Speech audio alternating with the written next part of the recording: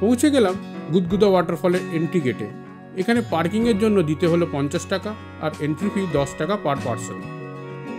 Main entry gate থেকে সমতল রাস্তা, পার্ক এবং তারপর জঙ্গলের রাস্তা পেরিয়ে সামান্য হেঁটে পৌঁছতে হয় ওয়াটারফলের সামনে। চারিদিকে সবুজ ঘেরা শান্ত পরিবেশ খুবই ভালো লাগলো। এটিও স্থানীয়দের কাছে একটি জনপ্রিয় পিকনিক স্পট। গুদগুদা ওয়াটারফল ওড়িশার সম্বলপুর ডিস্ট্রিক্টে অবস্থিত। ঝাড়সুগুড়া থেকে দূরত্ব 78 কিলোমিটার। অবশেষে এই সুন্দর কাঠের বৃষ্টির মাঝে পৌঁছতেই দেখতে পেলাম ওয়াটারফল।